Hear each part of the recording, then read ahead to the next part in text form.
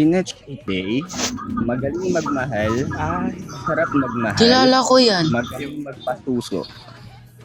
magpaano? Iwasan kasi sikat nadaan lahat sa Paano, ha? kalokohan eh. Ulitin. Si Nech Itay, ito ay Violet. Ma para siyang mafia, masamang damo. Tsaka Aray ko naman. Uy, grabe. Grabe sa masamang damo. masamang damo, oo. Dati nasasabak siya sa barangay ay kanang ano ba yung riot.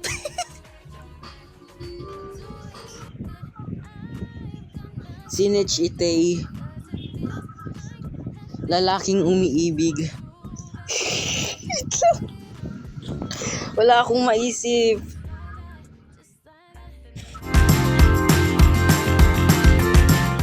Ito yung first, Kantang Baybayin. Di pa rin mabasa ang iyong tunay na motibo. Ibang pinapakita, taliwas sa iyong salita.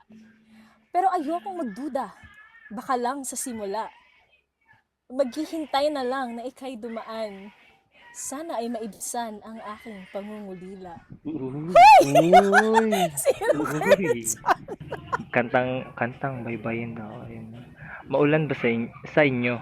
Pag bumubuhos dito, paumanhin at mukhang hindi ko masasabayan ang iyong yapak. Sa pagngiti at pag-iyak. Sa paglipad at pagbagsak ng araw-araw, sa pagpikit na lang kita, Hello. matititigan Ang sa mata. Sa panaginip na mapapaligaw, kamusta ka na? Aray. Kahit huwag nang sagutin, di ba nawala ang kintab ng bituin? Hala. Sana ganun na nga rin. Ayun. Ang Grabe yan.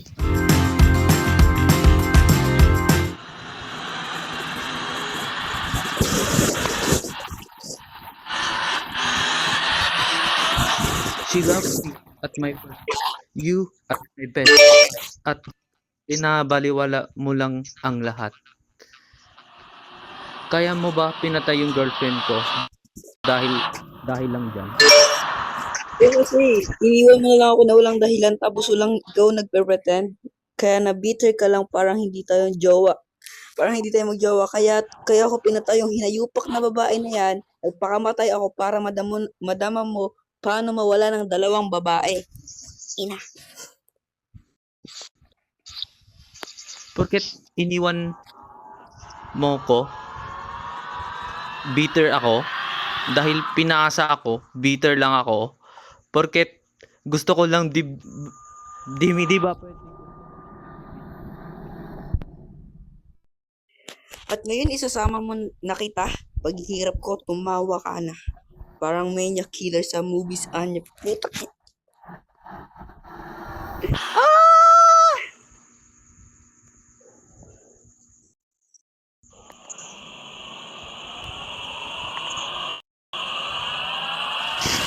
Lights, camera, action!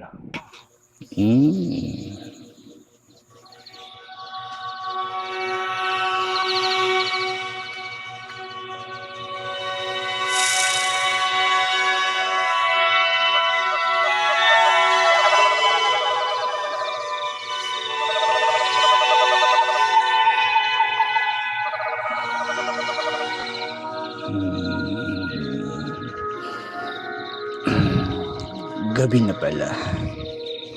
Anong oras na naman? Ay, mga bata, nandyan pala kayo. Ako nga pala si Imaw.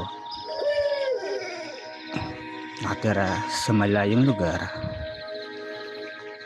Pero alam nyo ba, may kikwento ko sa inyo. Sa isang malayong lugar, kung saan ay tinatawag na mga tanga.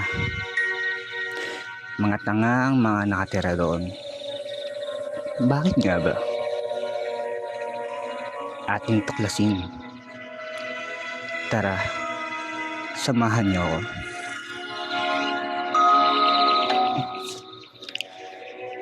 Sa lugar na yun, maraming nakatira na mga tanga, bobo, at inutil.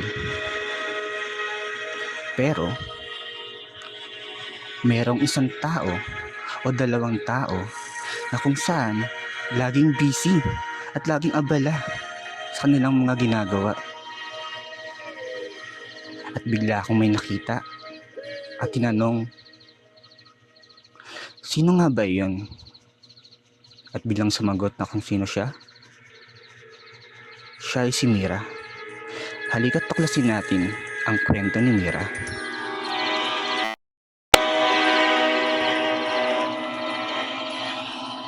Ate Mira? Ate Mira, nasaan ka ba, Ate Mira? Hay, andyan ka na naman. Ano na naman ginagawa mo dyan? Bakit ba? Huwag mo akong pakialaman. Ano na naman yung ginagawa mo? Paulit-ulit ka na lang dyan.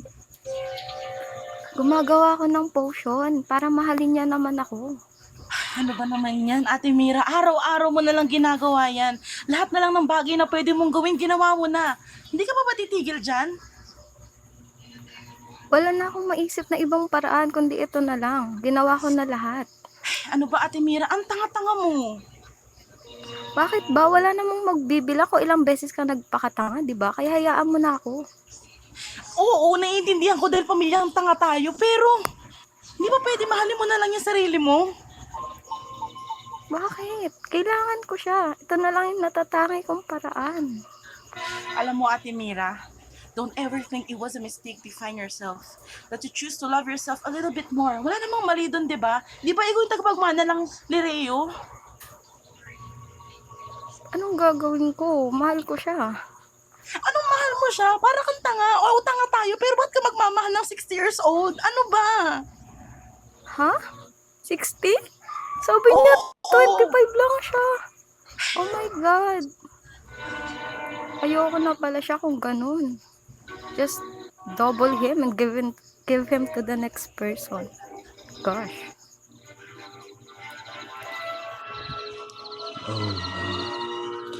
Oh my God. At sa puntong iyon, doon natin nakilala si Mira at ang kanyang kapatid na si Vanana. Pero sa bagay na iyon, hindi na natin pwede ituloy. Kasi natatain na ako. Kaya hanggang sa muli, paalam sa inyong lahat. Maraming salamat sa pakikinig. Paalam. Grabe naman! Ready or not? Lights, camera, action! Ang title po namin is Hindi Ko Na Mapipigilan. Sa bayan ng Laguna, hinahabol ni Nicole si Zella. Bakit mo ako iniwan, Hinata? Alam mo, sa mundong ito, hindi ka natutong lumaro, mamamatay kang mahirap. Kuha mo? Kung natatai ka lang pala, sana hindi ka na tumakbo. Kahit masakit, sana sinabi mo. At hindi na napigilan ni Zella ang gustong lumabas sa kanya. Kaya ayun, nagkalat na siya. The end.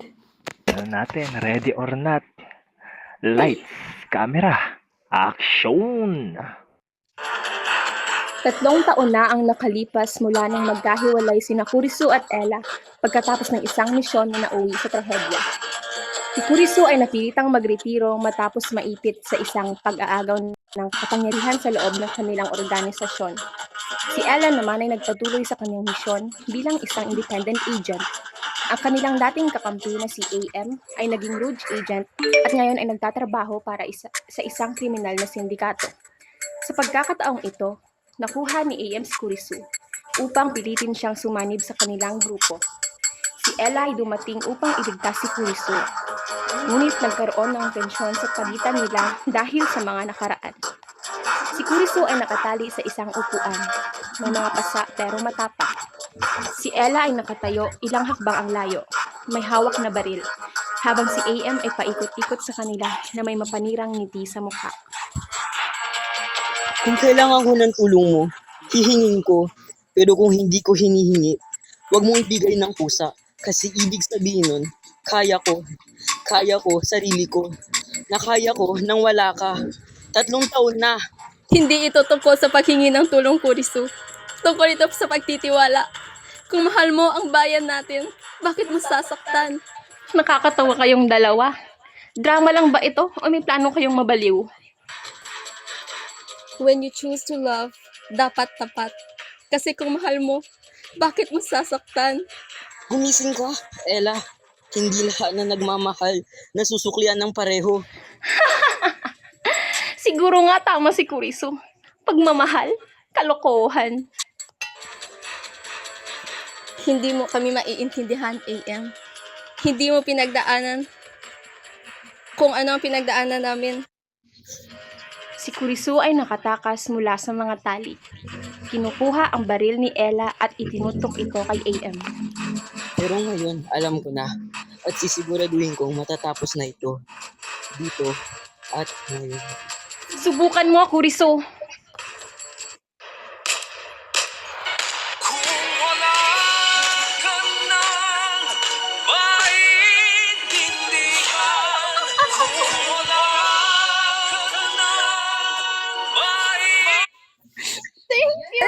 Thank you.